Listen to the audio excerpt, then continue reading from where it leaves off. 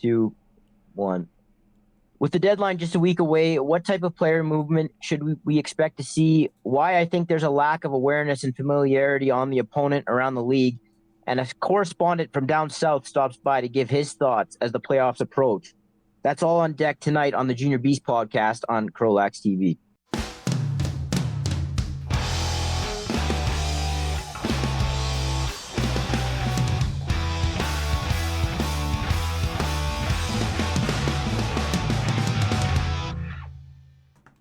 Welcome back to the Junior Beast podcast, the weekly podcast covering the RMLL Junior B Tier 1 circuit. As always, my name is Keenan, joined by my co-host Mohammed, and as mentioned, we have a very special guest with us joining us from about 3 hours south down the QE2. Simon, I don't want to say your last name because I know I'm absolutely going to butcher it. It's all right. Happy to come on.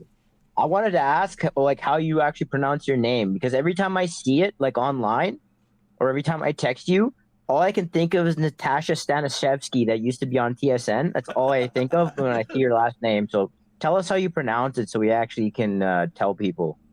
Sure. Well, it's Polish, which is part of the reason it's a little bit tough. Yeah. To be honest with you, it's not really meant to be said in English, which is part of the reason it's tough. And usually why I simplify it for most people whenever I explain it, whenever I'm doing color for somebody, for example, on a broadcast, generally I'll give them a very simplified version of it. It's pronounced Shuskovsky. It's very simple, but it messes with people. So generally I'll just type it out. I think actually on a lot of social media places, I'll end up just putting Shushkovsky. Okay. That's generally what I'll do. Okay, fair enough. Just to simplify it for people. But yeah, honestly, I don't mind. If you butcher it, you butcher it. It happens to everybody. It's a tough name. See, I keep thinking that it's Siskowski, but I know that is so wrong. Honestly, I'm okay with either. It doesn't bug me that much at this point. So the middle part is it's not cob, like K-O-V, it's cob, like corn on the cob. Is that correct? You know what? I might have mispronounced it then, because I think it is cob, actually. But okay. See, even I mess it up. It's a tough name. Shishkovsky. I think we can. Yeah, there you go. There we go. All right. See, we'll figure it out together. It's a group project. Yeah. No. See, we spent 5 minutes talking about your name already, so we're off to a good start here. Oh yeah. Hot start to this week's Junior Beast Pod. So let's transition from Simon's last name into these game recaps, and we'll start on Friday night, where the Rebels would go in, or they were at home this time. They've already played 3 road games at the Warriors. This time they get the Warriors at home, and they defeat them by a score of 10-5. Season series follows the same theme here. Warriors in the game for large stretches, and then the Rebels just do enough to win. Pook, Connors, and Bajma all with multiple goals in this game. Rebels have all but clinched first place in the division. Not much else to say here. Rebels just chalking up another win. Yeah, I think even though, you know what? I'm just going to try this sentence over again. I'm having a great evening, guys. I think I obviously expect the Rebels to beat the Warriors. And as I've said, week after week, the Warriors are in a rebuild phase. I think what surprises me the most about this game is how long the Warriors hung around with the Rebels. They hung around with the Rebels for almost half of this game before the Rebels really started to, build that gap at the top. So, I mean, kudos to the Warriors for staying in it, but not. Honestly, as the season starts to come into the closing weeks, I mean, who beats the Rebels right now, man? Realistically, who beats the Rebels? And I know we'll get to that soon. Yeah, no, it's definitely not a surprise to me. I think at this point, if you do not have the Rebels near the top of your power rankings, I don't really know what you're doing. But the Warriors, obviously rebuilding a little bit. They're in a bit more of a tougher spot. This isn't a surprising outcome at all. And like you said, Keenan, I was a little bit surprised with how it started. The Rebels started a little bit slower, but yeah, near the second period, you definitely started to see that Rebels team we've seen all year. Yeah, so the Rebels continue on their path to clinching the North Division, and they look like they're on a collision course with the Crude for the North title come playoff time. Now, also in the North on Friday night, the Kings from Queen City, Regina would go into Beaumont to take on the Outlaws, the Kings winning by a score of 9-3. I was doing this game. Kings controlled most of it. They had the ball for long stretches, lots of resets, extended possession. Outlaws didn't get inside all that much. Did have a much better second period, but weren't really able to close the gap. The arena was blistering hot. It was like they turned on the heaters inside. You know those heaters up along the ceiling that they turn on for hockey? I swear to God, those were on. It was a sauna. And the game kind of followed. Didn't have much juice, but the Kings do enough here. 9-3 victory. Simon, anything to add here? I don't know if you caught any of this game, but pretty convincing win for the Kings. Yeah, this one's another not much of a shocker to me. The Kings are very, very good out of the East. I know we don't necessarily get to see them over here quite as much with them from Saskatchewan, but they do a good job every time they come down here. They've got a good record at this point. They're going to be really good in the playoffs, and I'm sure they're going to be a tough beat once the Larry Bishop comes around. Yeah, I think the same thing. We've seen the Kings a few times this year. We're going to see them a little more frequently here in the dying weeks, especially up north as they take on the Warriors, Rebels, and CROW. Not this weekend, but I think it's next week. So, we'll see the Kings up here a little bit more over the dying weeks. We'll see kind of what they're made of on the road, but as it stands right now, it seems like the Kings are kind of just continuing where they left off at home. I mean, again, they're basically undefeated at home, minus that one really weird game against the Mounties earlier this month. And then, they've just been kind of killing it otherwise, minus, of course, the Shamrocks. And, I mean, there's a reason the Shamrocks are the way they are. So, not a very surprising win against an Outlaws team that, we've said has been struggling. They have the pieces, but just struggled to kind of, make them all fit. Yeah, I would say though, Keenan, they are running pretty short. I mean, Porter, I don't know if he's coming back. The one of the Porter twins, I don't know if he's coming back. He badly hurt his knee, and their left side is already pretty shallow, and their right side on offense is shallow too. So I've said it before, and I'll say it again. I give that organization quite a bit of credit for being competitive this year, just for what they're working with. And I felt bad over the weekend for their goaltenders. They were just facing so much rubber, and I'll get to that a little more in the next game that they played. But it is tough. It's a bit of a war of attrition, this sport, and I think the Outlaws are certainly feeling some of that right now. Let's move to Saturday now, where the Rampage and Blizzard would engage in another early morning game, and there were a few of these this weekend. The Rampage momentarily would keep their slim playoff hopes alive with a 13-6 victory. Rampage go on a 6-0 run in the second period and grab the game really there. Dowswell 6 goals in the game himself. What else is new? I feel like I'm saying that every game that guy plays.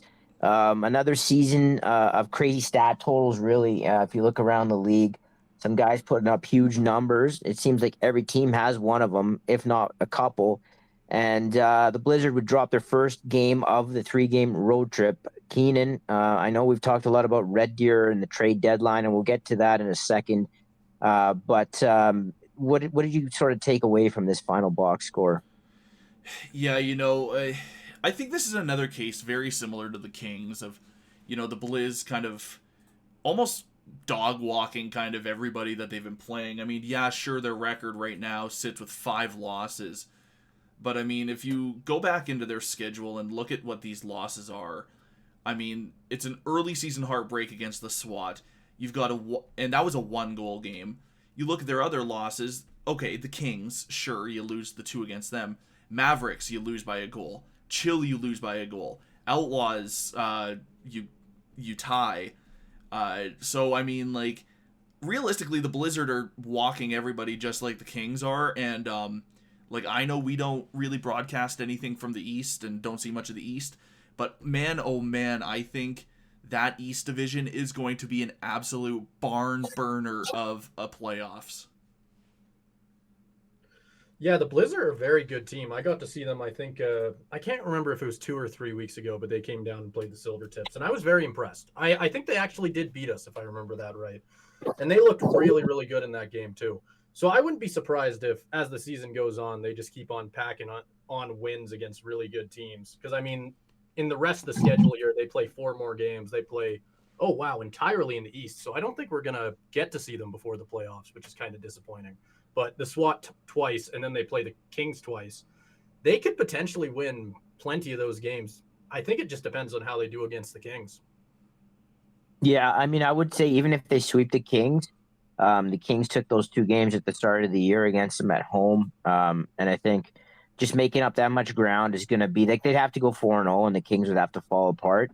But I do think that series does set up to be tight, and the Blizzard have their number in the playoffs. There's no question about it. There was plenty of people who thought the last 2 years, I think, that they were going to beat the Blizzard, and they weren't able to. And both series were in. So for anybody that's unfamiliar, the East plays their entire series in one location. So whoever the higher seed is gets all 3 games at home. And the Blizzard went in there the last 2 years, and I believe both were 2-game sweeps in the favor of the Blizzard. So while the Blizzard might not be as talented as they have been in the last couple of seasons, they have I think the mental advantage in that matchup, and it's going to be really fascinating, I think, to see what takes place there, even with the Blizzard in a bit of a rebuild. So now let's go over to a game in Calgary on Saturday afternoon, where the St. Albert CROW would walk in and take a 11-10 victory over the Mountaineers. The CROW would come back from a third period deficit down 9-7. Liam Elliott, 5-point game. It seems like he's been going off quite often this season. A lot of production from him. And the Mountaineers on the other side struggling a little bit these days, can't find wins, especially at home in games that you would probably imagine them to be the favorite. Certainly against the SWAT, probably against the CROW, having them have to get on the bus, obviously, in that early morning slot and travel. But they weren't able to get it done. And, now it's looking more and more like they're going to have to start the playoffs on the road at the Marauders. CROW get it done in a big victory for them, as they look like they've all but solidified that second seed in the North. Simon, I know, I don't know if you've done a Mountaineers game this year at the Silver Tips or not, but any insight here on either of these 2 teams?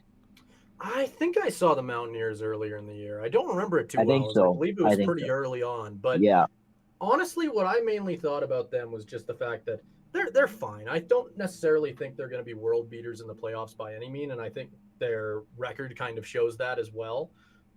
But I think that Marauders Mountaineers series is going to be pretty close. I think both teams are pretty close in skill level, so I'm going to be intrigued to see how that one goes. As for the game itself, I wasn't able to catch it, unfortunately, but I think it's a big win for the CROW. Obviously, they like you mentioned, they at this point have a pretty solid hold on that second spot in the North.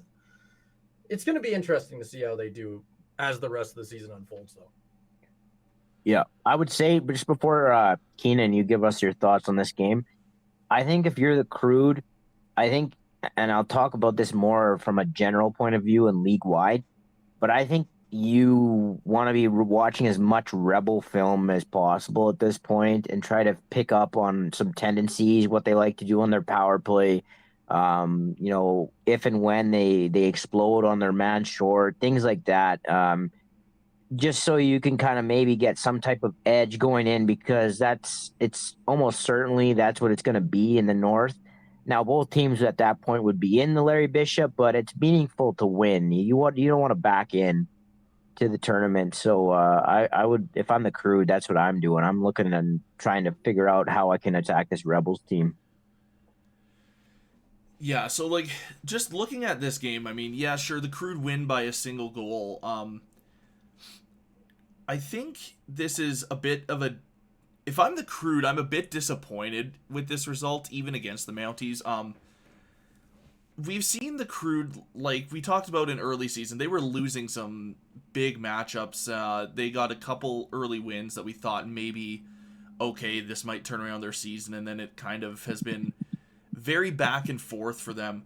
I think the CROW wanted to win this by a much bigger margin. I mean, any team wants to win by a bigger margin, but especially again, that's the Mounties team that seems to kind of be fighting their own inner demons at this point. I think there's something going on with the Mounties that, I don't understand what's happening with them. Like, you look at them and they'll have, these great games like where they go and they beat the Kings, or they go They beat and the Shamrocks too. yeah, or they beat the Shamrocks, and then they have games where they lose to like teams that The SWAT. exactly that they probably should be beating, right? So I think the Mounties are fighting some demons, and as the Crude, I would again be a bit disappointed in this. A win's a win nonetheless. You're kind of just keeping pace with the Outlaws to keep them at bay to get that home floor advantage going into the playoffs round one. Because we all know that at this point the Rebels are unreachable at the top of the North. So yeah, I just think the Crude maybe need to, solve a couple things coming down the final stretch. And you were talking about how they need to study some of the Rebels film.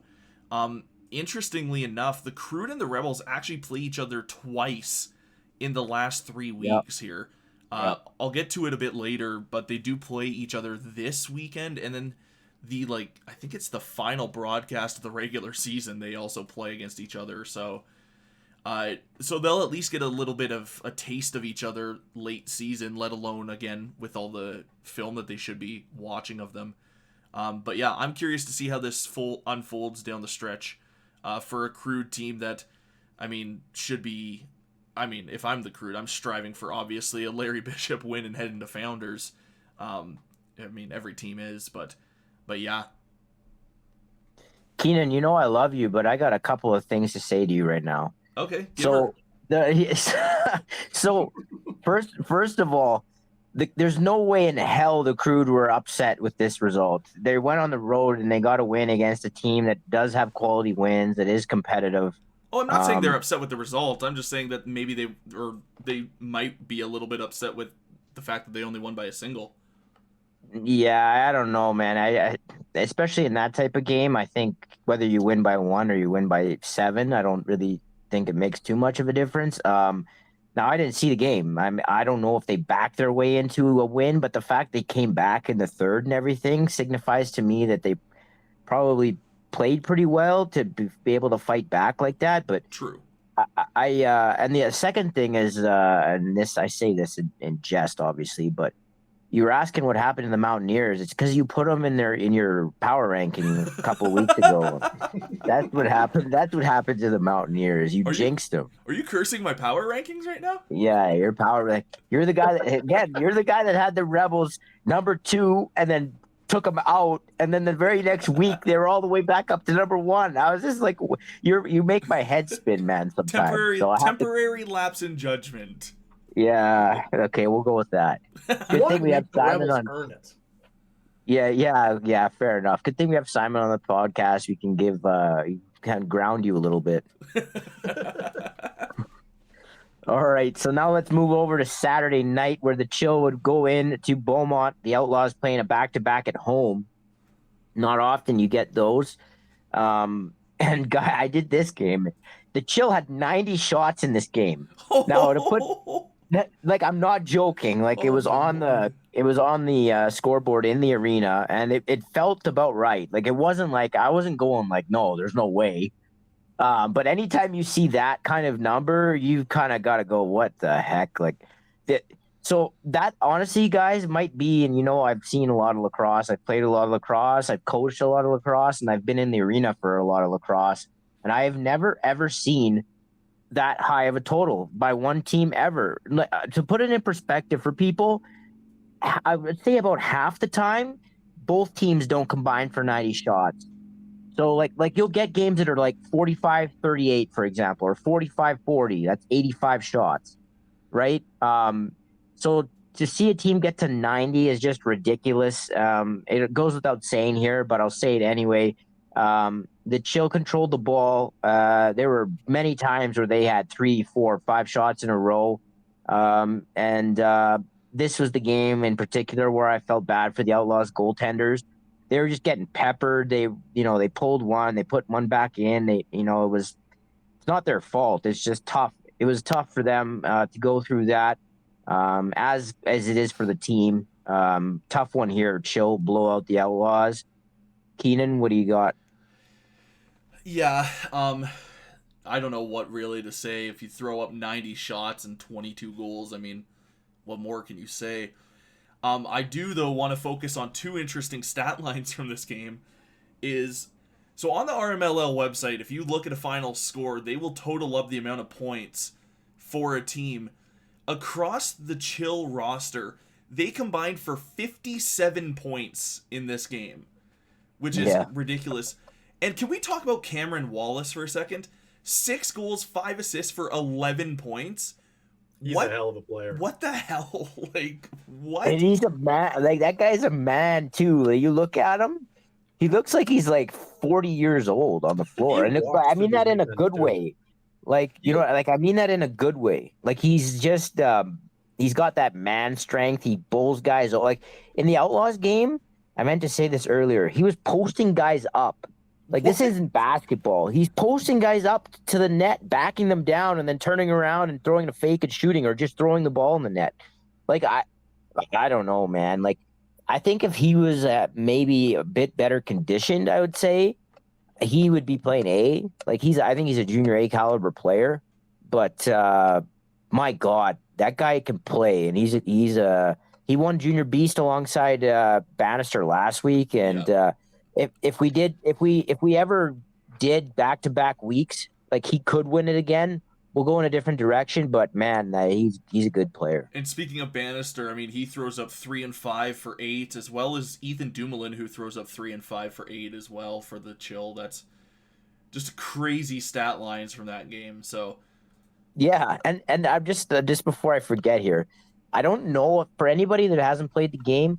Like, I don't know how to explain or how to emphasize this enough, but to post a guy up in lacrosse is just ridiculous. Like, the amount of abuse that you take, and have the balance and the strength and the awareness to be able to pull that off is, like, obviously he's a big guy, but man, it's impressive just watching him play. It really is. That entire Chill offense is absolutely incredible to watch. I mean, I know a lot of people probably look at the standings right now in the Central and see where the Chill are in it, and maybe they get a little bit worried about them, but I don't think you should be. I think the Chill can beat just about anybody in the league, to be honest, with a good night. And I think they proved that in that game against that Outlaws team. If you can score 22 on anybody, like, it doesn't matter if they're a good team, it doesn't matter if they're a bad team, that means you can score, and that's what matters. That's a good point. Yeah, the Chill is good. They're good. They're good. They're gonna be fun to watch. They're one of my favorite teams to watch right now, to be honest with you. Just a quick note that Simon mentioned, throw up 22 against a team. Can we talk about the Chill doing it in back-to-back weekends? They threw up 22 against the SWAT last weekend, and then 22 against the Outlaws this past weekend. Like, just stats. Just crazy work. I'll get to this a bit later. I just want them to show up in the games that, like, they're really tested in. And there was one of that genre on Sunday when they went into Fort Saskatchewan, and that's later. But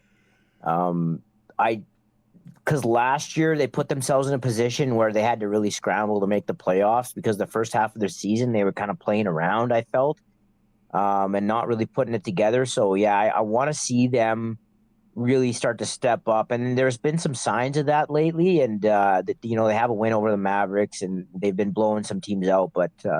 Yeah, that's the one thing I want to see from them, is to, like, show they understand how to win, so to speak.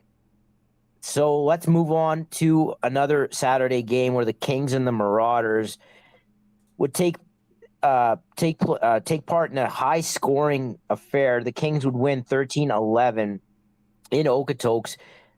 Two teams that are traditionally willing to trade goals did so here. The Kings' power play came through, 4 goals for them, and a ton of penalty minutes here between the two teams, which is kind of odd, guys, considering that both of these teams rarely play each other. So there wouldn't be a whole lot of, like, animosity between them. Brody Platson, 4 goals, 1 assist for the Kings. Jaron Keogh, 5 goals, 2 assists.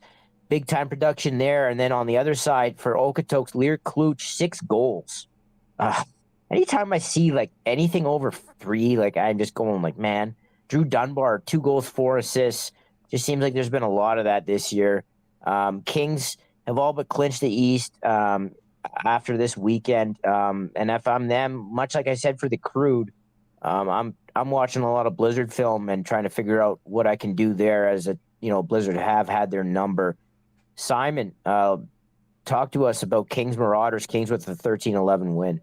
I don't know if I have too much to add, but I do think this was an important win for the Kings. Even if at this point you could definitely make an argument that they almost have that top spot guaranteed, I still think you got to win games like this where you're playing a team that, even if they're not in your division, they're a little bit lower in the standings. You want to go into this game, you want to win. You don't want to walk out with a bit of an upset win for Okotoks. I think they did a good job. They had to get their offense going. Obviously, they needed 13 to get it done, but you got to take the wins when you can get them. It's a three games in a weekend. That's going to be tough for anybody. I think they went 2-1 on the entire weekend. We'll talk about their one later on, obviously, but I think it's a pretty important win. Yeah, and to go back to what you were mentioning, Mo, is about the penalty minutes.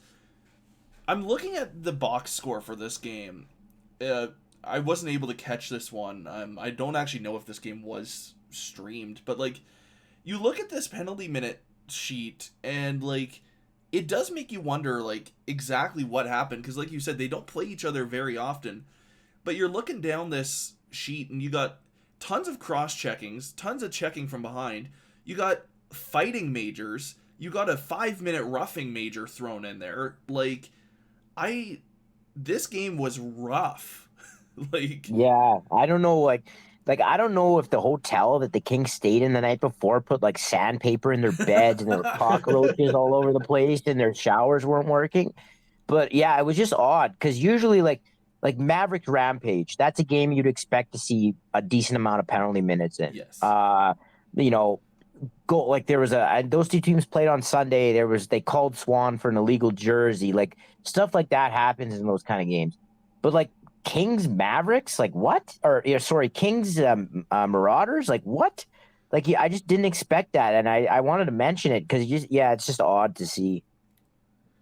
Very odd, and just two crazy things that I'm noticing in this game is for the Marauders, 4 straight goals from Kluch in that game. I think I'm saying that name right, is Kluch.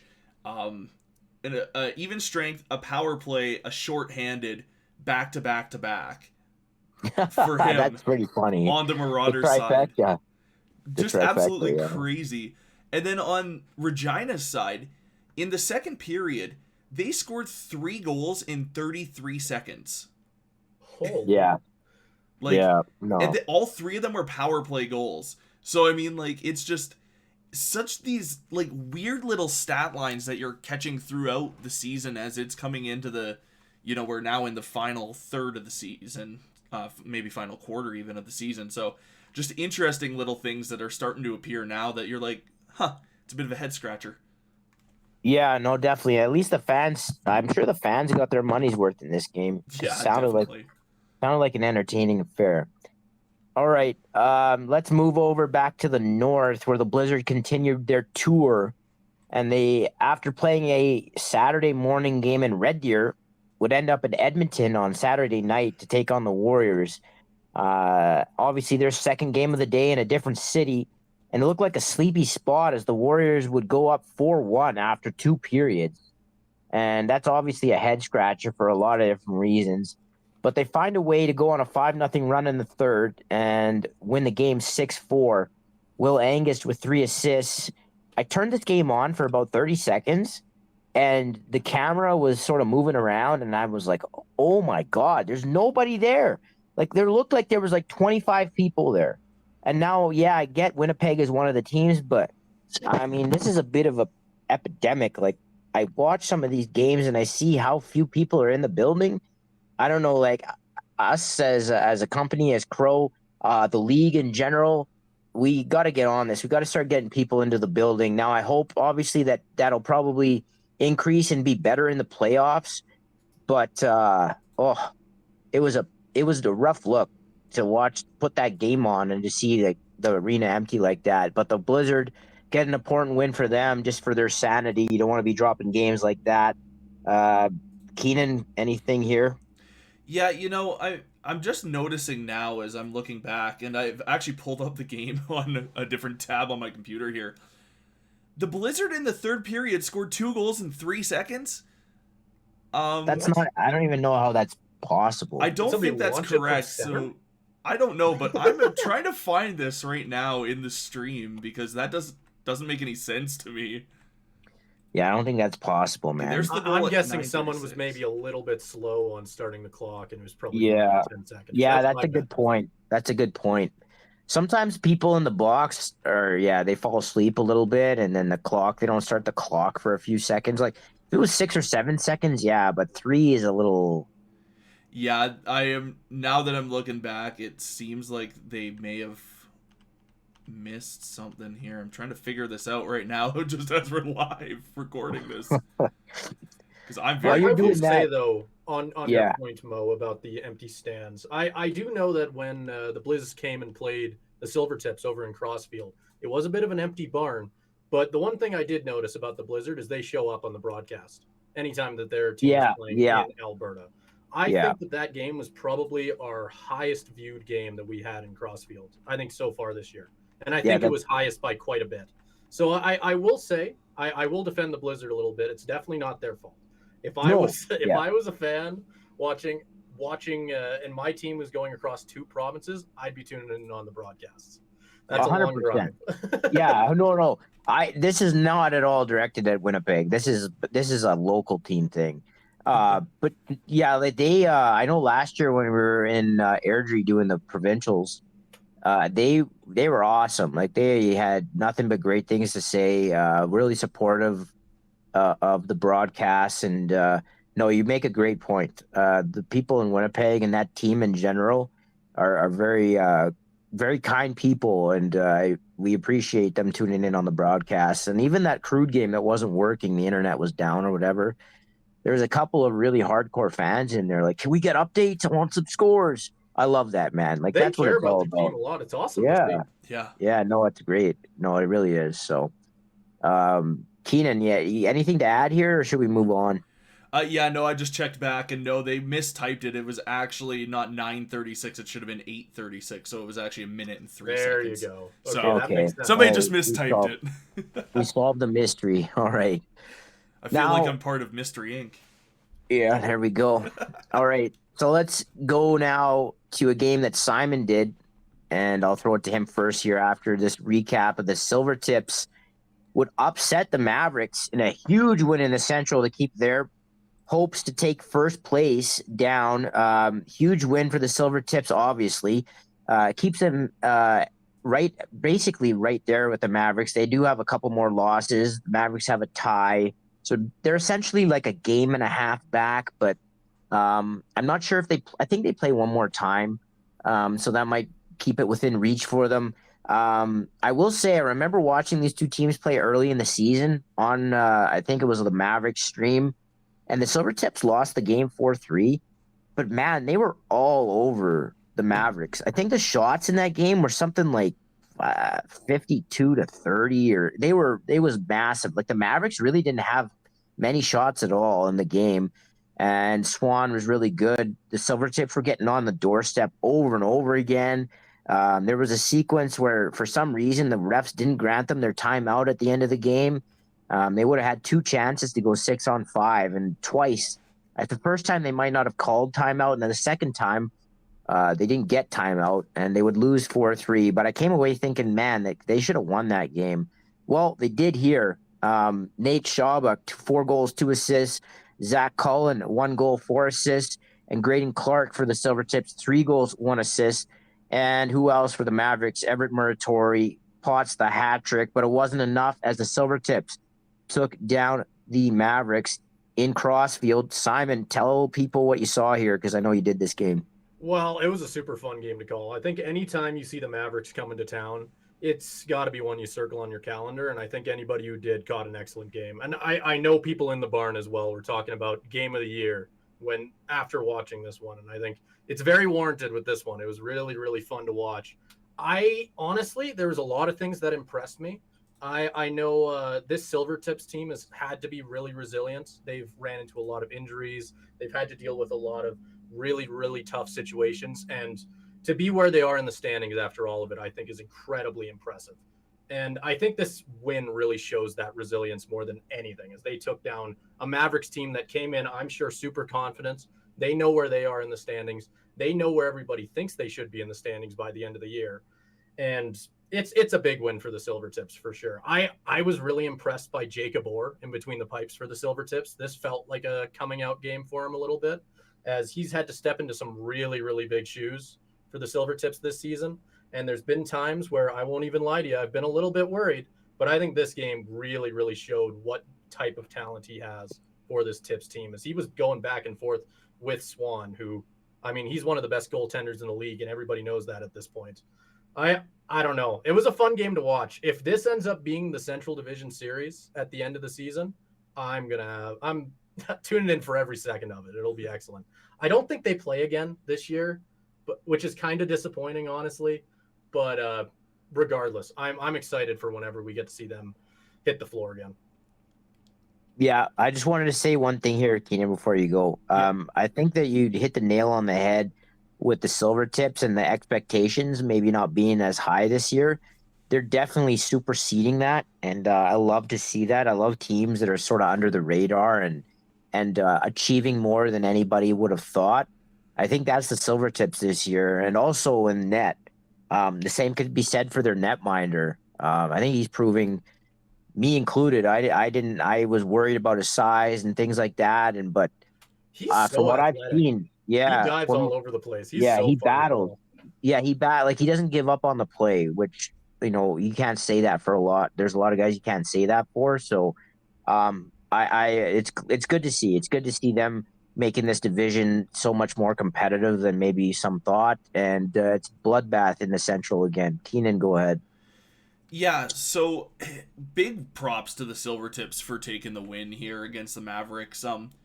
I know that I can't remember if it was last week's podcast or the previous one that we were talking about the Mavericks and the results kind of not being there as much for them as of recent. Albeit they have only lost 2 of their last 4. And I mean they still sit atop the Central. It's interesting to me to look at the Mavericks right now. With the Silvertips taking that win, it really starts to shake things up a little bit. The Mavericks in their last 5 games are 3-2. So still on a above 500 record. But you look at these games, and outside of the game against the Rampage that we'll talk about in a few minutes here, both the games that they won outside of that game against the Rampage were a single goal win against the Blizz and the Shamrocks. The other 2 games, the games against the Rebels and the Tips, were multi-goal losses. So it makes me wonder, is the Mavericks hold on the top of the Central as iron tight as we think it is, or as it should be? Or is there an opportunity here lurking for teams like the Tips, like the Chill, to maybe, swoop in week 10, 11, 12 and, find a way to knock off the Mavericks? I mean, the Mavericks do play the Chill in their final matchup of the year for both those clubs. And the Silvertips, I believe they play one of these teams again. Yeah, the Tips play the Chill one more time as well. That game is this weekend. So just little interesting nuances with the Central Division that really piques my interest of how that division's going to shake down. I will say, I do think that the Mavericks schedule gets a little bit easier towards the end here. So I wouldn't be surprised if they turn on the gas towards the end of the season to make sure they hold on to that number 1 spot. But yeah, no, the Central is the place to be right now. I mean, Mavericks, Silvertips, Chill, all 3 of them are absolutely incredible to watch anytime you get a chance to see them. You talk about the Central Division being the division to watch. Once we get into the power rankings a little later, we can talk about the ELO power rankings, because they've actually changed since last week too, and just some interesting things there that we'll get to later. Yeah, I think that's such an astute point by Simon, that the Maverick schedule. I was looking at that the other day, just trying to see what's the likelihood of the Chill or the Silvertips winning the division. It's not that high. The Mavericks schedule really sets up for them. I don't want to call it weak, but it's not strong. So it's going to be tough for those 2 teams to track them down, and that's a big deal in that division, because the Mavericks they're such a different team at home for whatever reason, the way they play, it really suits them being at home. So, although the Chill did beat them, I think there this year earlier, so it's not like it can't be done. But I do think it matters, and it looks like the Mavericks are going to get the 1 seed there. So now let's move to Sunday, where the Shamrocks would take care of business, shutting down the Kings in an 11-5 win. Nice debut for Myzik, and I'm not 100% sure, but I'm pretty sure he started this game. If I'm wrong there, then don't shoot me. Shamrocks guys in this game, 0 penalty minutes. 0. Wow. I don't know if I don't remember the last time I saw that. This was a week of oddities, 90 shots, 0 penalty minutes. Like, Auger, big game again for him. 2 goals, 2 assists. Seth Miller, hat trick and 2 assists to lead the Shamrock way. Not much else to say here. The Kings at the end of a road trip. Shamrocks take advantage and give them the first loss of the road trip. Shamrocks doing what I expected here, taking care of business. Keenan, anything you got here? I think it's just impressive that the Shamrocks go with 0 penalty minutes in this game. Like, how often do you hear of that? Like, that's a crazy stat line, and one that I think should be talked about a little more. What a disciplined team that Jason Crook has. I mean, even if you look at, like, the penalty minute totals for this season, the Shamrocks, I think, rank the lowest right now across the entire league, which they do at 116 in 15 games. What? That's it? Like, Yeah. unbelievable discipline that Jason Crook has on that club. Yeah, no, it's definitely a big win for the Shamrocks for sure, especially with how good the Kings have been all season long. I don't know if I'd put too much meaning on it on the Kings side, to be honest with you. It's a three-game road trip. It's a long road trip for them, and they're playing the Shamrocks at the end of it. That's going to be tough no matter what. I don't know. It's definitely tough. I don't know if I've ever seen a game that has no penalty minutes on the side. That is pretty crazy. I'm very curious what the Kings fans think about that, to be honest with you. You should do some inside reporting. We should send you on a bus to Regina. You could be like the street. You could be like some sort of street interviewer and be like, "Hey guys, I'm just wondering. I cover the RMLL Junior B division, and I noticed that you guys had 0 penalty minutes, or the Shamrocks had 0 penalty minutes against you this past weekend. What are your thoughts on that?" And just tee them up. Just go for it. I wonder how many people in Regina would even know that the Kings exist. Like, it's probably like 20, maybe 10 to 20%, but you'd find somebody that give you some kind of answer, I'm sure. Probably not enough to hop on a bus, to be honest with you. Yeah, no. I wouldn't put you through that. That's a long ass bus trip, but yeah, no, I know, Keenan, I will say, you're right about that being coaching. Like, you teaching guys to hit down on the elbows, not up, so it doesn't slide up into the guy's head, or, teaching a guy, or instilling in your players, take that extra couple of steps to get even with the guy instead of lazily cross-checking him when you're behind him and taking a check from behind or a 2-minute cross-check, right? Like, there's so many things that go into it, and it's a mentality, and so it doesn't shock me that it happened, it surprises me that it happened, but it doesn't shock me that it was the Shamrocks. Like, that kind of checks out. So, all right. Also, Sunday morning, again, I told you guys there was a lot of Sunday or morning games this weekend. There's 3 or 4 of them. Yeah, it's just ridiculous start times. But anyway, the Blizzard would take down the CROW on the road to conclude their road trip at 2-1, winning the game 11-8. Blizzard led this one throughout. Tons of goals from Fodchuk, though, on the CROW side.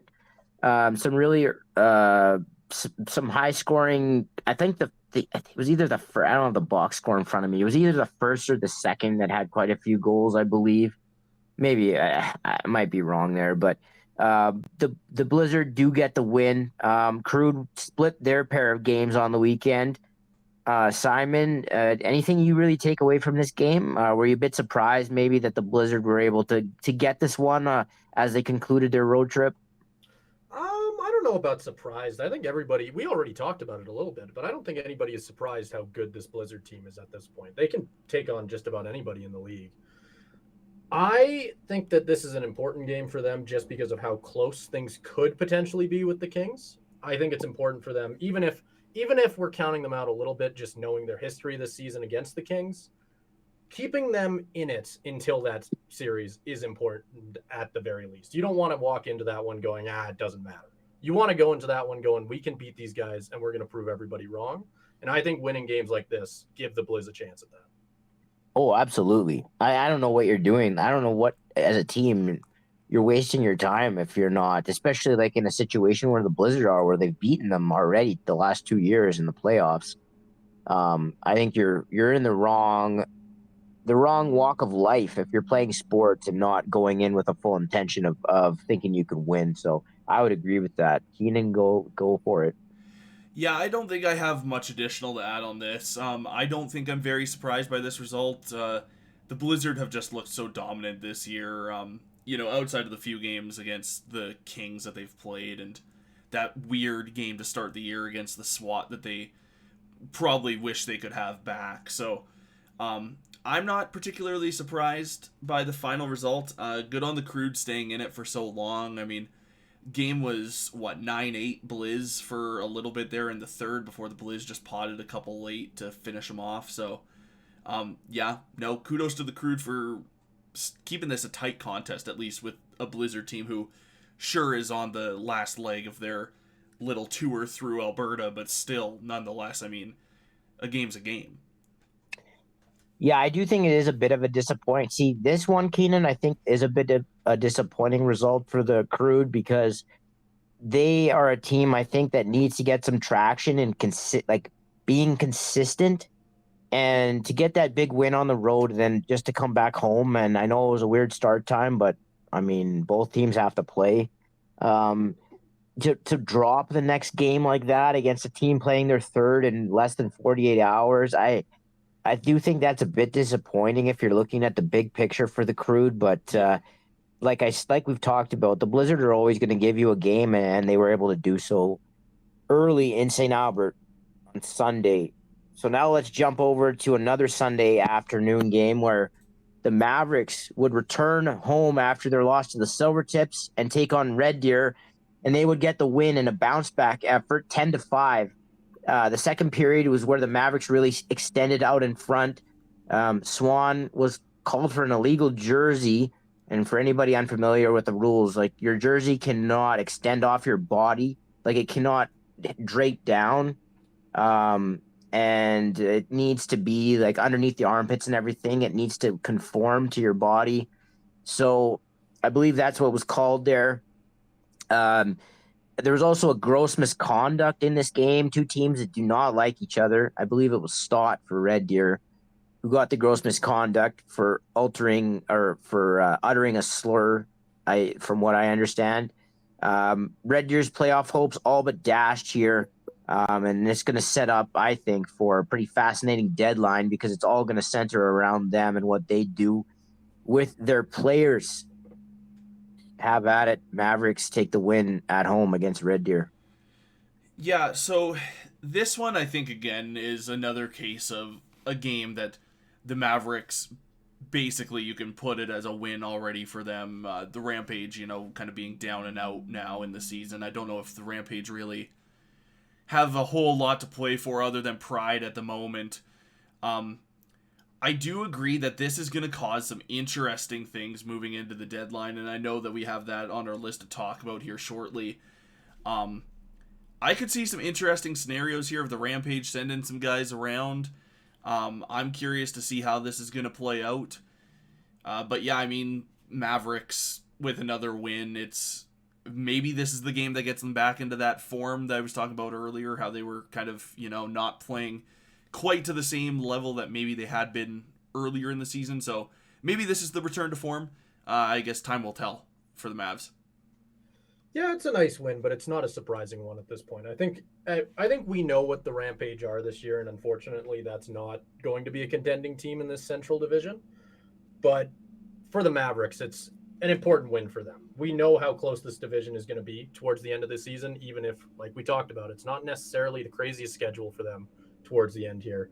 It's important to win games like this. It's final score 10-5. It was never necessarily that close, but I'm excited for what we see at the deadline here. I'm really curious to see how it's going to work out. Yeah, absolutely. And there is one more game on Sunday, but I want to finish with that because there's a sort of a topic of conversation that I want to relate to that game. So we'll go to Monday where there was a game. I can't remember the last time there was a junior B game on a Monday in the regular season anyway. But the Shamrocks would take on the Marauders, and this was another defensive showing for the Shamrocks. They put on a clinic, winning this game 11-3. And Keenan, I know we've talked about this particular matchup and how the Shamrocks always just seem to own it, and that did not change here. As the Shamrocks shut down the Marauders, big 6-1 second period leads to a comfortable win. And one thing I took out of this game, just looking at the box score, is how spread out the Shamrocks scoring is from game to game. They're just consistent and efficient machine almost. Shamrocks 11-3. Simon, I know you did some Shamrocks games last year, so you're pretty familiar with this team. Probably no surprise here with the result. No, absolutely not. I mean, this team's just good. There's not a lot you can really say about the Shamrocks that hasn't been said 20 times over. They are a very, very good lacrosse team, and their record shows it. And a game like this shows it. The Marauders, 8-8, not a bad team at all. They are a very good team, in fact. And the Shamrocks, when you just look at a box score like this, they toss them around a little bit. And I don't know if it's necessarily a shot at the Marauders. It's just the truth about the Shamrocks this season. They are going to be tough for anybody in the league to beat.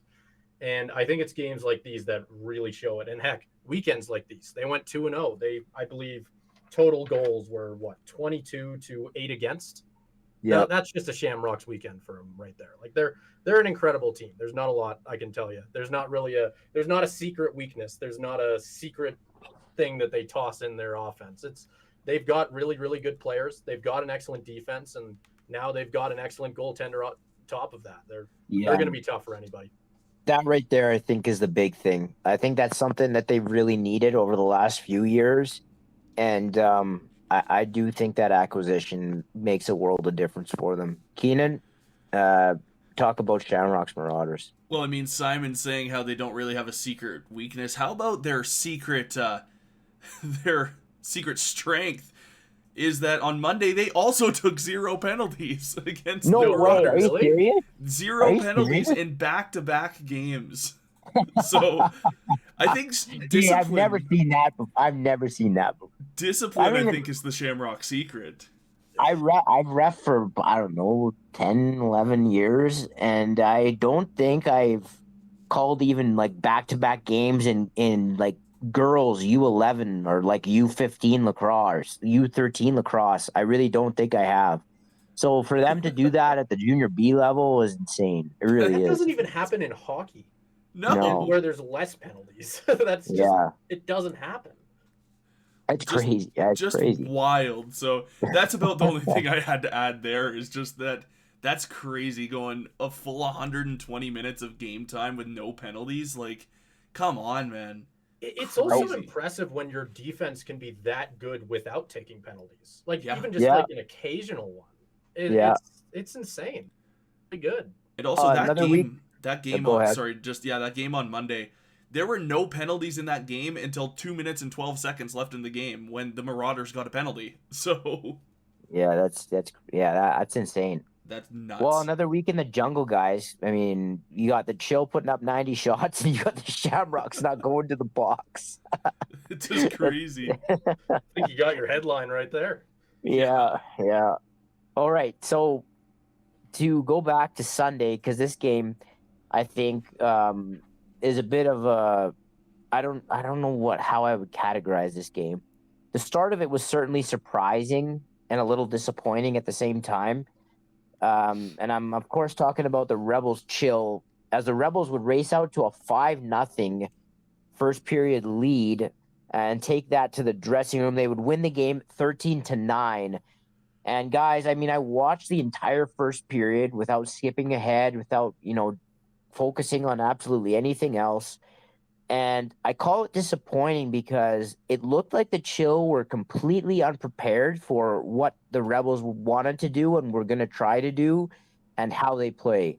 Um, the Rebels came out really aggressive. They were knocking them around. They were getting in, inside their personal space, taking time and space away, and just hurt them on broken plays and transition looks. Guys just standing, making one pass down the floor and then leaving a guy in front of their net to throw a fake and score a goal. Uh, the Chill did start their backup here. Matson had just gotten back from an injury. The Rebels, like I said, their physicality and their relentless pursuit of the ball really won this game for them early. And the Rebels, as a whole, they're very successful, obviously, but they don't generate a whole lot of inside of offensive sets. It's more they generate most of their looks by pushing the ball up the floor and hitting trailers and breaking off the bench. And they also capitalize on loose balls and scramble drills in front of the net. And like I said, the Chill just were not up for it. It's like they had no idea who the Rebels were. For Saskatchewan, another strength of theirs, they're getting contributions from absolutely everyone. Rylan Connors, 8 points, 2 goals, 6 assists. They just got him in the trade with the Warriors. Dylan Pook, 4 goals, 3 assists. Calix Simonson, 3 goals, 2 assists. And those are not really household names. Those are all guys Connors is really young. But those guys are all putting, big stat lines up for them. And then on the other side, Cam Wallace, 5 goals. Cash Bannister, 2 goals, 3 assists. So the usual suspects for the Chill. But yeah, guys, I just and this leads me to another sort of sidebar. I think teams in this league sort of fall short a little bit with preparing and understanding who their opponent is. And so many of these games now are being streamed. Most of these games are available, whether sometimes, teams themselves will maybe not stream them, but they'll film them and you can get your hands on tape. And I just think that a lot of these teams could have a better understanding of who they're playing. I think sometimes the coaches do, but the players don't. And it's about how do you get that information to them. Maybe they're not going to sit there and watch a full game, but maybe you have clips for them. Maybe you make your own notes and you go over it with them before the game. I know there's a couple teams that probably do that, but yeah, just I wanted to mention that. Just I saw that game and I went, the Chill don't understand who these guys are. And I thought that bared out in the score. Go ahead, guys. Anything here? Simon, I'll let you go on this one while I still kind of gather my thoughts about this game. Sure. I mean, well, I was going to give the Chill a little bit of credit, to be fair, because I do think that they did a good job considering they didn't have Easton Martin between the pipes. I think he's an absolutely excellent goaltender for them. Every time that I've seen him over in Crossfield, I've thought that he's very, very good. He's not somebody I normally expect to be as good as he actually is. He doesn't necessarily pop off on any stat sheets that I necessarily look at, but every time I've seen him, he's looked really, really strong for them. And I know whenever he's come to play the Silvertips, he's been a big part of their success. So to be fair, I think their offense did very well. Like you pointed out, Cameron Wallace, 5 goals, good performance from him. Cash Bannister, I believe 2 goals, 3 assists is what you said. Strong performance from him as well. It's tough when your offense is going like that and you lose by whatever it was for 13-9 final score, right? Like that's a tough game, obviously. And you're playing the Rebels, who are top of the league in most categories. It's going to be a tough game for the Chill. And I know, like you pointed out, you got to do your work before the game. You got to know who you're going up against. I agree with all the things you said there. But I do think playing them as close as you did after the first period is nice for the Chill at the very least. Yeah, they could have. I will say, before Keenan goes here, I will say that is a good sign for the Chill that they didn't wilt and they didn't. It's the second game of a road trip. They're getting back on the bus, going home right after. It would have been easy for them to have that turn into a 13-2 game, but it is a good sign of the makeup of their team that they were able to rebound like that. And they are playing a team that, like I said, is physical and makes it tough on you. And so, yeah, to fight back like that, that is a good sign. Heck, Keenan, they yeah, outscored the Rebels in the second and third period, 9-8. yeah, That's not yeah. bad for them. Obviously, you're not going to be happy about how the first period went, but I know being in a lot of locker rooms in any sports growing up, when you go into a first period or first intermission, excuse me, down 5-0, what are coaches telling you? Win the second and third. That's what Yeah. it becomes about, right? You want to bring something into the next game, even if you can't win the one you are currently playing. And I think that's what the Chill did. I think they're not happy with the outcome, obviously. I'm sure they really wanted an upset win against the Rebels here. It didn't go that way, but at the very least, they can hold their head high after how the second and third periods went. And I think a part of this loss, too, for the Chill is they ran into a hot Bowen Carpenter. Like, That's true, some too. of those... He played really well. Some of the highlights that we got from... that are also posted over on our Instagram account at CROW LAX TV, just crazy diving saves that Carpenter's making. He's on the floor, like, down and out, and he's still making these stops. Like, I think the Chill ran into a very streaking hot Bowen Carpenter, which in part did contribute to the loss. But I agree with you, Simon, is that the Chill did win periods 2 and 3. They won the back 40 minutes of this game. So you take out that front 20, and all of a sudden you're looking at what was it? You said 9-8 kind of Still very second close. and third. So Still very close. Still very close, but the Chill come out on the winning end of that, right? So the Chill, though, just playing fantastic, even in the loss to the Rebels of 13-9. I will say, guys, you got to be careful doing that, though, because obviously the game script changes a lot when a team takes a lead. They just natural, like, human, your sort of your psychology changes, and you sort of start protecting the lead a little bit. You don't push as much. So when you have a 5-0 first period, it does change the rest of the game and how it proceeds. But like you said, it is important that they responded like that. And Keenan, I like that you pointed out Carpenter, because I think when he's on, he is the best goalie. Like, I'm not saying one of the best. I do think he's the best goalie in the league when he's on. And a lot of that is because he is so athletic in the net. Now, with guys like McDonough having moved on, Swan's had some struggles this year. He's still up there. But and now the Shamrocks adding Myzik, but Carpenter is certainly in the top 3, and when he's on, I do think he has the highest ceiling, and I think you saw some of that this week. That is an interesting conversation, actually. I don't know who I'd pick for best goalie in the league at this point, because with McDonough moving on at this point, he's playing up in the A. It's tough. It's definitely a tough pick for me. I'd have to think on it. Yeah, no, and I will say Junior B is not known for great defense and goaltending, so it is harder to find guys that stand out. But I do think that he's certainly earned the right over the last couple of years to be talked about that way. I don't know what you think, Keenan. Any thoughts about that?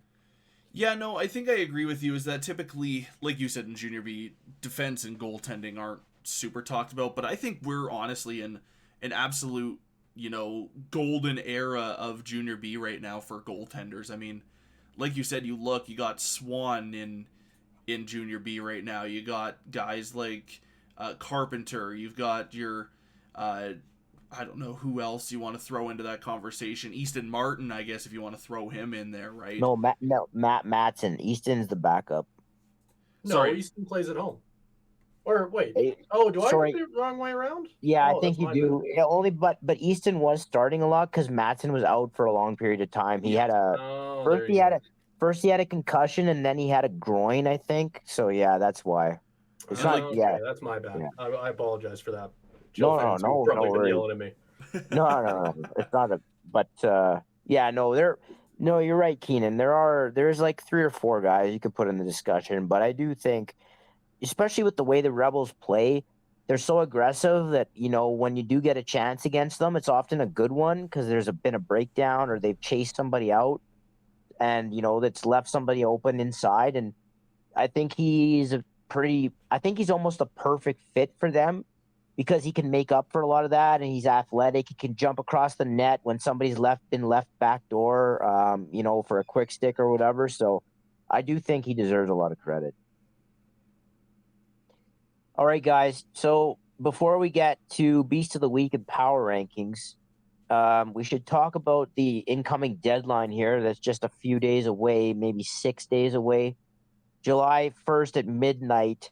Now, in past years, it's been more of a league-wide thing where there's been multiple teams that looking to sell or are willing to sell. And this year, just with the way the playoff races are, there's not really there's really nobody that's out of it. And then you take out the Rockies, so there's nobody missing from the South. The East, you already know the SWAT are missing, but it's a question of like they do so much moving up and down with their A team. Like I don't really know who's available to be moved there. And then you look in the North, 3 teams are going to be making it. The Warriors have sold pretty much most of what they've had to sell. I don't know if there's a whole lot left there to be moved. And they're the team that's on the outside looking in there. The Outlaws are going to be looking at it going, hey, we win one round. We're in the Larry Bishop. I don't know if they're moving anybody. And then you look at the South, like I said, the Rockies are out, are done, or they folded. So there's really nobody to make moves there. The one team that it all centers around is Red Deer. Now they've fallen out of it. It would take a miracle. They would have to probably win their last 5 games, and have one of those teams above them go 1-4. I think to have any chance at all. I don't think it's happening. I'd be really curious to see what like the math is on that. Because I think that's what it is. Yeah, I with think they're 1, like 2, 8 and points 3 out. being 21 Yeah. points, 20, 19, and then you see Rampage at 11. Yeah, And this isn't me crapping on the Rampage by any means. They lost a not lot at of all. players, and that's tough. But it is going to be a tough road for them to get back in at this point. So you're looking really, guys. You're looking at it all centers around Red Deer. This deadline, they're really the only major seller, and they have one golden piece, I think, in Dowswell. And from what I've heard, it's Shamrocks, it's Rebels, and Silvertips, which kind of surprised me. I would love him to go to the Silvertips just because I think that again they're being aggressive. If that is the case, they're being aggressive, and they're telling their team, "Look, we believe in you, and we're going to try and go out and get some help." I would love him to end up there for that reason alone, because I think those other 2 teams are well positioned to push forward. I do expect the Rebels to add, and the Shamrocks as hosts of the Founders, I think they'll add as well. Whether that's out of province, I don't know, but there has been one addition already. I know the Mavericks have added Mikuluk, who is from Cranbrook, and he got picked up last year by the Mavericks.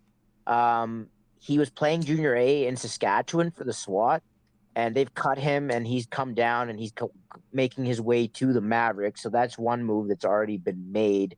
But yeah, you're looking at Red Deer, you're looking at Dowswell. I think that the Rebels have interest there. As I said, the Shamrocks and the Silvertips. I think the Rebels also are looking at Antonishin and Red Deer.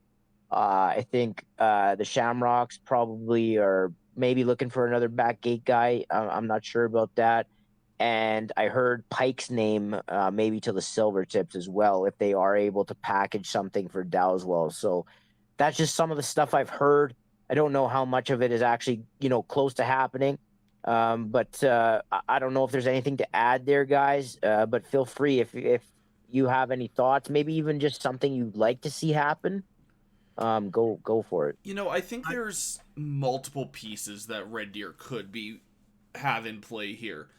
I know that we're talking a lot about Dowswell and where does Dowswell go, but where does Antonishin go? This is a guy who also has 40 points on the year for Red Deer. Where does he end up? He's still young, and like I said, I think it was last week, I said, do we see a scenario like we saw with Fodchuk where he's rented out for the rest of the year kind of thing, right? It would have to be. Yeah. It would have to be, yeah. So, do we see Antonishin move? Do we see a Wyatt McRobbie move? He's got 36 points on the year. 20 of those being apples. So, I think there's a few pieces we can talk about on Red Deer, but I do think a lot of this does center around Dowswell and where he ends up going.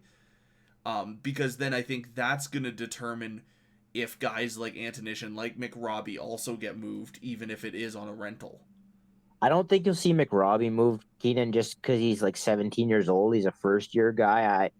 I don't know if that would make sense, but with Anton Nishin, like I do see that potentially. Like he's a guy that's already played some senior as affiliate. I thought he was a fifth year, but then you look at it, he's only a third year. He's got 2 more years after this. So Which is why I I say, is he mean, a rental to somebody, yeah, right? he has. Like, Yeah, I could see him being. He's a guy that looks more mature than he like maybe his age indicates, and I think like he could be an ad. I know like I don't I know it's easy to throw names around, but I think those are the guys that make sense. Maybe there's a couple D guys that I'm not thinking of, but I think those are the guys that you probably will see, especially Dowswell. He's in his fifth year, right? And he's played his whole career in Red Deer. I think he should be playing Junior A. That's another topic. But I think it's a foregone conclusion that he's going to go somewhere. It's just a question of where. I think the idea of him going to either of the Shamrocks or Rebels is a very scary thought. Yeah, especially the Rebels. Like I think that's the one area of their team that they would like to address is their offense. So you would think that would be a big time, especially with them getting Reed Lowe back and Eastwood, who's been hurt. Suddenly their right side becomes a bit of a juggernaut. So like if they were able to add him, and then obviously the Shamrocks, if they were to add him, that's why I said those teams like those teams were in the dance last year. I guess the Silvertips were too, but those teams are already kind of have their pieces. I would like to see the Silvertips get them just for I would interest too. sake. Yeah, That'd be yeah, just really for cool to interest. see for sure. I think the Silvertips offense is sneaky good. I don't think people are necessarily talking about it that much, but I think they can score when they need to. Yeah, Dowswell would be a really fun add to the pieces they already have. It's funny. When I think about it in my head, I don't necessarily feel like they need it. I think they can win without him, but I think if they do add him, that team gets scary as heck. And I think at that point, that Mavericks, that top of the central spot is going to be very, very tough. It's going to be yeah. very fun to watch. It's kind of the If words I'm you trying to find.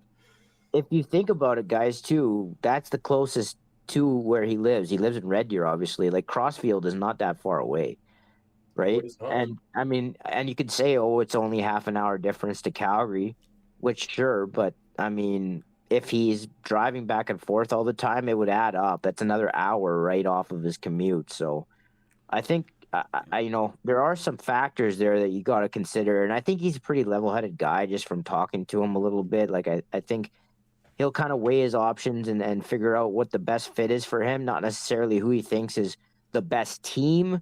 I mean, obviously going to the Shamrocks, he's already in the Founders, so obviously a big positive to that as well. So it'll be interesting to see. and one thing too is like with Red Deer being located where it is, it opens up so many more doors than like let's say like I know sure we saw like the Crude pick up Graham Dickin who lives in Calgary, but like it opens up a lot more trade doors for Red Deer. I think being located where it is they have basically the entire league to work with, whereas I don't think in a normal year you see like the Crude and the Shamrocks make a trade, right? But the Red Deer Yeah. Rampage, on the other hand, you're right in the middle of Calgary and Edmonton, so you have so many more doors open. And I think an interesting team that could be involved in this mix that I know hasn't been brought up yet is the Calgary Chill. Ooh. I think that could be Yeah. an interesting pickup for the Chill coming down the stretch to make their case to try and, take it to the Mavericks and at least secure the second spot, if not the top.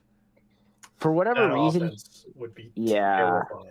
Yeah. Yeah, but for whatever reason, Keenan, I don't feel like they've been involved in trade talks for the last number of years, ever since the change in coaching staffs. I think Brett and Tack have been there maybe for 4 years. I want to say, like since COVID. I think They're very I could be wrong. homegrown guys for their Yeah, coaching style, and I get that. I, But I, it could I be an interesting thing to see a team like them just kind of swoop in out of nowhere. sometimes you just have too many guys. Like adding him, I don't know if I'd even want it. That's one fit I don't know if that works. Just because they have so many old guys that can play, and I don't know. Like eventually, there's only one ball, and it can take away from some of your other guys a little bit. And not that Dowswell's a selfish player at all, He's not a ball dominant guy, I don't find, but it can just having too many alphas in a sense can kind of Too many cooks in the detract. kitchen. Yeah, it can kind of detract from your overall product. So that's one place I don't know if that makes sense, but I mean, you never know. I see both sides of the argument, to be honest with you, because I know what you mean, Mo. I think I'm more on your side after you make that argument, because I do think that at this point, the Chill, they already got their offense figured out. They're already in talks for best offense in the league right now. I don't know if you necessarily want to mess with that, but at the same time, as far as just entertainment goes, yeah, go get Doswell. That'd be awesome. I want to watch that week in, week out. Now you're starting to talk about like a McDavid Draisaitl duo. Like you're starting to get into the territory though of the guy that, like in fantasy football, the guy that goes and drafts like 3 quarterbacks or 3 running backs at the top of the draft, right? And it's an overload, and or like drafts like 3 guys that were good like 5 years ago, like Steven Jackson forever was scoring a bunch of touchdowns, right?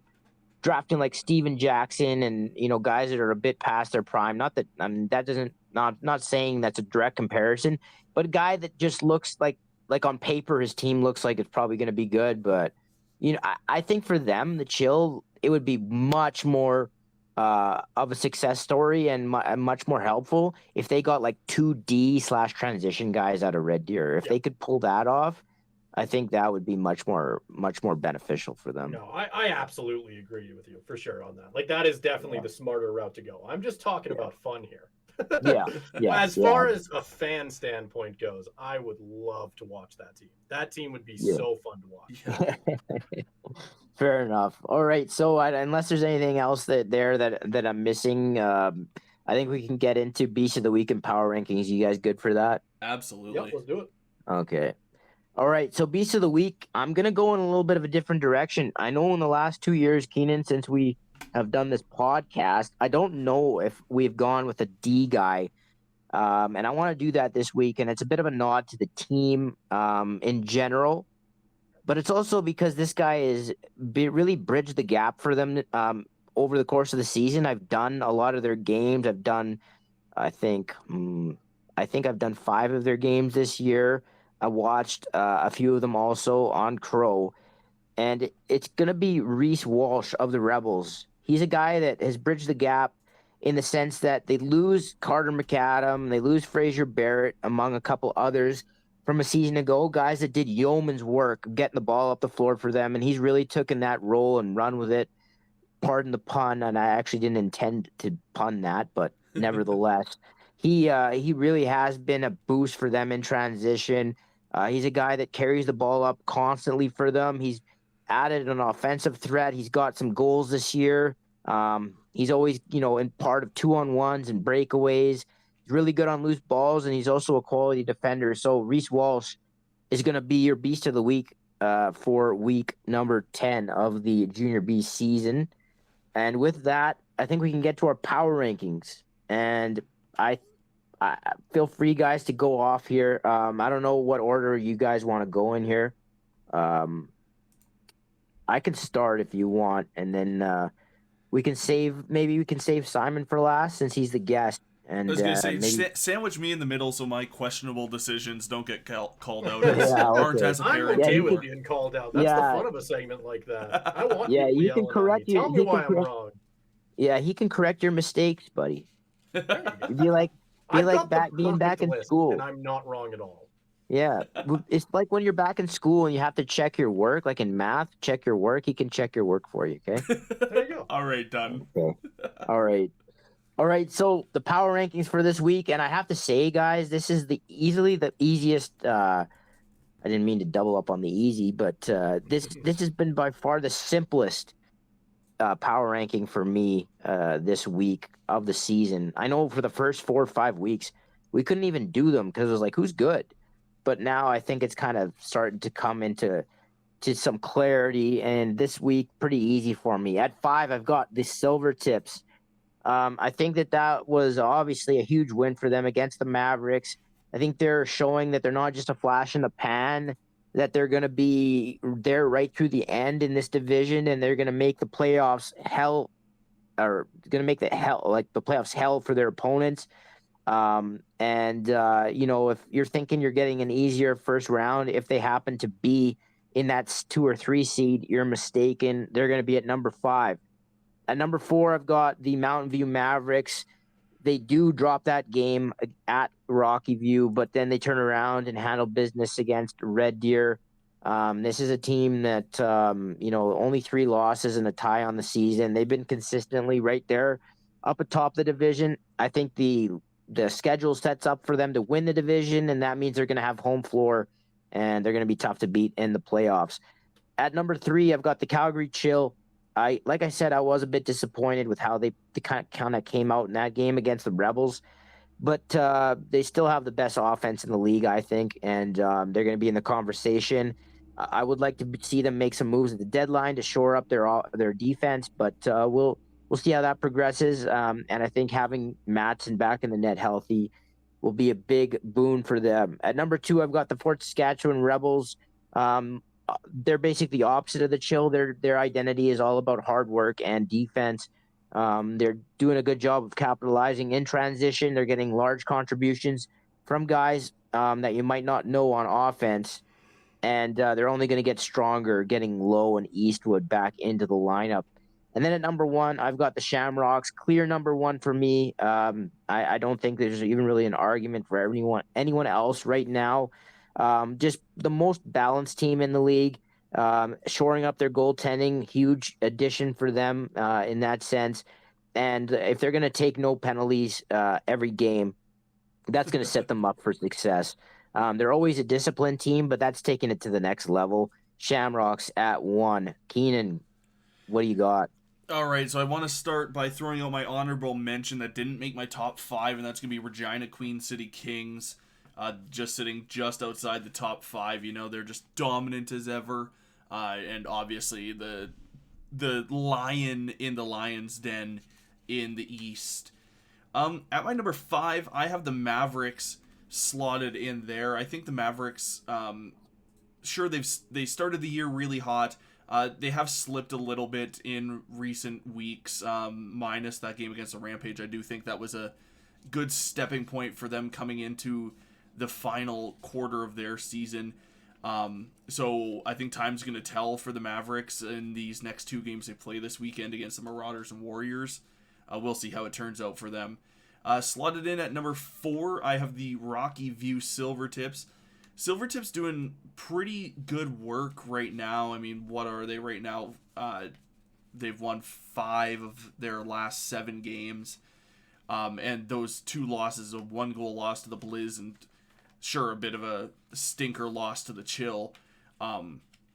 Nonetheless, I think the Silvertips still doing good work to stay in that second spot, just barely staying on top of the Chill. I'll get to them in a little bit. Number 3, I actually have the Shamrocks down here at number 3. I think it's kind of it may be a little controversial putting them this low, but I think it's kind of business as usual for the Shamrocks. I don't think there's been any real surprises with the Shamrocks, which is the only reason they have them this low, is that it's kind of business as usual and they're staying as dominant as ever. Maybe a bit of recency bias being thrown into my top 5.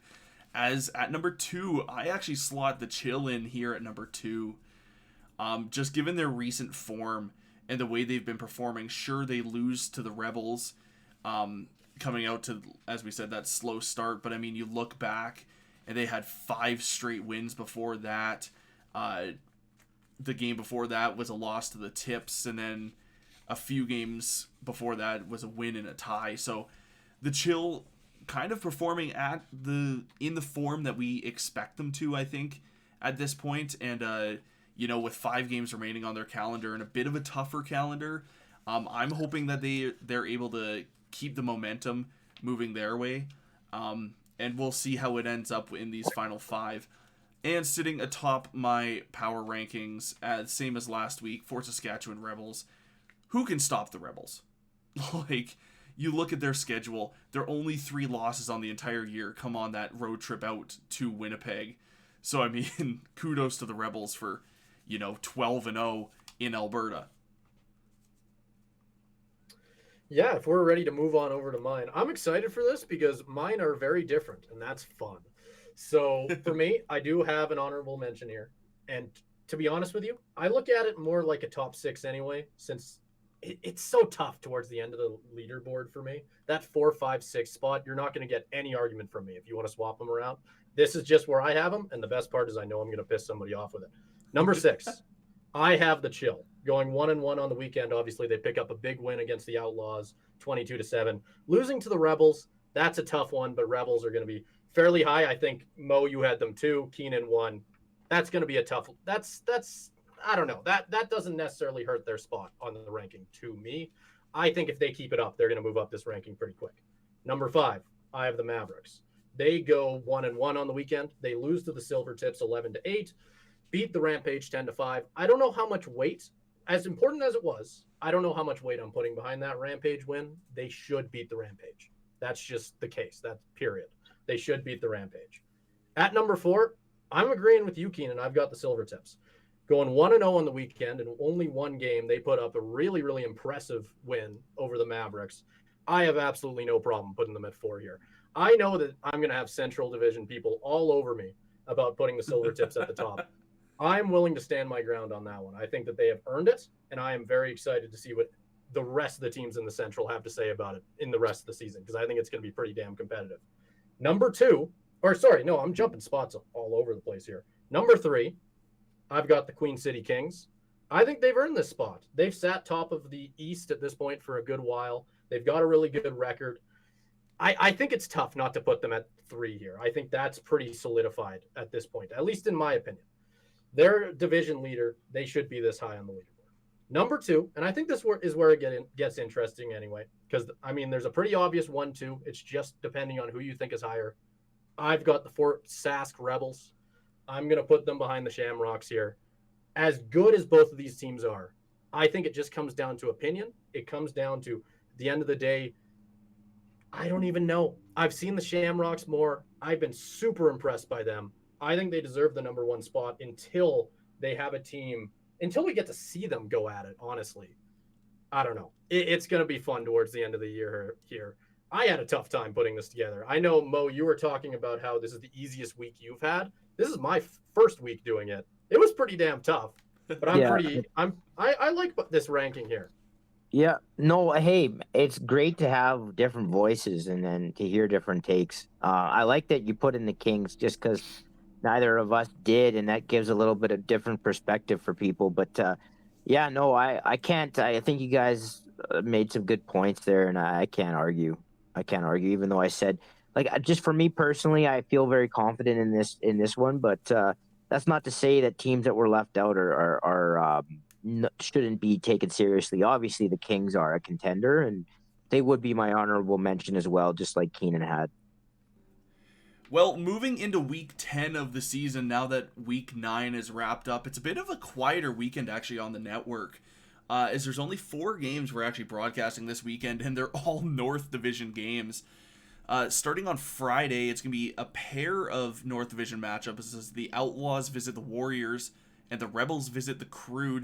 Both those games on Friday will start at 8 p.m., and on Saturday, the Mavericks travel up the QE2 to take on the Warriors, and the Outlaws head to Fort Saskatchewan to take on the Rebels. Both those games starting at 3 p.m. on the Saturday.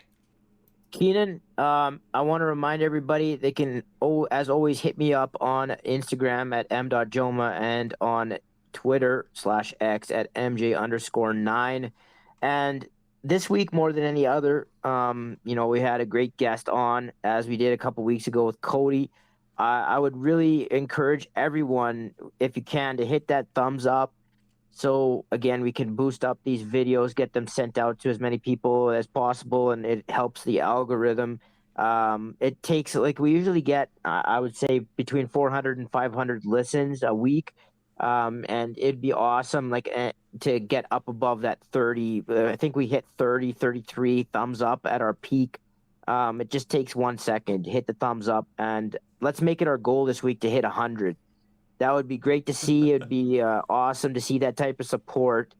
And I know I can speak for everyone here that we'd really appreciate it. So hit that thumbs up on the video, and do that for the games as well.